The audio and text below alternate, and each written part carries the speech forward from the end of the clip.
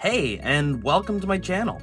If you're new here, my name is Alex, and I create content about trading card games. In today's video, I'm going to be talking about the Outsiders set for Flesh and Blood, and I hope you'll stick around and join in the conversation in the comments. Okay, let's jump into this. For Ninja, we have one new equipment. We have Mask of Many Faces. As you can probably guess, it is a head equipment. For action cards, we have Cyclone Roundhouse in the yellow pitch value, Dishonor in blue, Head Leads the Tail in red, Wander with Purpose in yellow, Silverfin Shuriken in blue, Visit the Floating Dojo in blue, Bonds of Ancestry in red, yellow, and blue, Recoil in red, yellow, and blue, Spinning Wheel Kick, Back Heel Kick, Be Like Water, Deadly Duo, Descendant Gust Wave, and 1-2 Punch, all in the red, yellow, and blue pitch values. For Ranger, we have Riptide and Riptide Lurker of the Deep as a new hero. Again, Riptide is the young version, and Riptide Lurker of the Deep is the adult hero. We have his equipment, a Barbed Castaway, which is a bow, Trench of the Sunken Treasure, which is equipment, it's a chest equipment, Quiver of Abyssal Depths, Quiver of Rustling Leaves, Crow's Nest, and Driftwood Quiver are all quivers, and they all function as the second weapon slot when you're using a bow. Wayfinder's Crest is a head equipment, and that's all the equipment we have for now. That's actually quite a lot. Ranger hasn't gotten a whole lot of new equipment lately, and that's quite a bit. So I think they're buffing Ranger significantly. You can look forward to Azalea and Riptide at the very least, if not Lexi as well, for some enhanced gameplay going on. Next on the list, we have Amplifying Arrow in the yellow pitch value, Barbed Undertow in the red pitch value, Buzzsaw Trap, Collapsing Trap, and Spike Pit Trap, all in blue pitch value. We have Melting Point in red, Boulder Trap, Pendulum Trap, and Tar Pit Trap in yellow. This next set is actually really interesting to me because it kind of breaks from the conventions a little bit. We've got Fletch, a red tail, Fletch, a yellow tail, and Fletch, a blue tail, which are basically the same card, but in three different... Their colors and their names match their pitch value. Next is Lace with Bloodrot, Lace with Frailty, and Lace with Inertia. These are all red pitch value cards.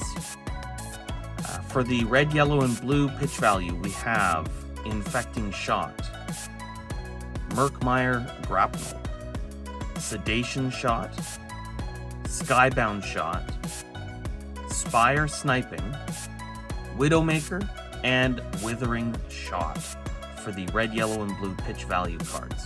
Moving on to the hybrid cards, we're going to start with Assassin Ninja hybrid cards. The first of these is Flick Knives, which is an arm equipment for both Assassin and Ninja. Next is Mask of Shifting Perspectives. It is a head equipment. And we have Blade Cuff, which is another arm equipment. Moving on to the action cards, we have Stab Wound, Concealed Blade, and Knives Out are all blue pitch value. And the red, yellow, and blue are Bleed Out, Hurl, Plunge, and Short and Sharp. The last class-specific cards are the Assassin Ranger hybrid cards. We have Mask of Malicious Manifestations. It's a bit of a mouthful. And that is a head equipment. We have Toxic Tips, and that is an arm equipment. Moving on to the action cards, we have Codex of Bloodrot, Codex of Frailty, and Codex of Inertia are all yellow pitch value cards. The red, yellow, blue pitch value cards are Death Touch, Toxicity, and Virulent Touch. Breaking with the order of the list, we have Blood Rot, Frailty, and Inertia traps. They are all red pitch values, and just a reminder, they are all Assassin Ranger hybrid cards. And last but not least, we have our generic cards. Starting with Vambrace of Determination, this is an arm equipment. Seeker's Hood is a head equipment. Seeker's Gillette or Galet is a chest equipment. We have Seeker's Mitts, which are arm equipment, and Seeker's Leggings, which are leg equipment.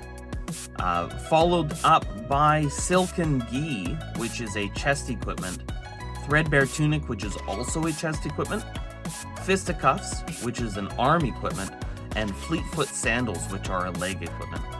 The action cards are Amnesia, Down and Dirty, Give and Take, and Gore Belching for the red pitch value cards.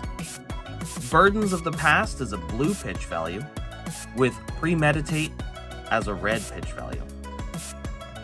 Humble, Infectious Host, Looking for a Scrap, Wreak Havoc, Cut Down to Size, Destructive Deliberation, Feisty Locals, Freewheeling Renegades, that's another mouthful, Spring Load, Come to Fight, Scout the Periphery, Brush Off, and Peace of Mind are all red, yellow, and blue pitch value cards. We have some new tokens in this set.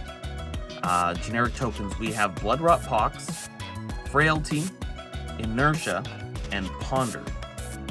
These all, other than Ponder, the Blood Rot Pox, Frailty, and Inertia tokens are there as they're involved with the like Blood Rot trap and such for assigning tokens to your opponent. All right, so I wanted to end off this video with a little bit of an overview, or maybe a bare bones summary of what's going on in the story right now. Starting off, we've got a story from Shiana's point of view. Shiana, as a reminder, is the shapeshifter hero.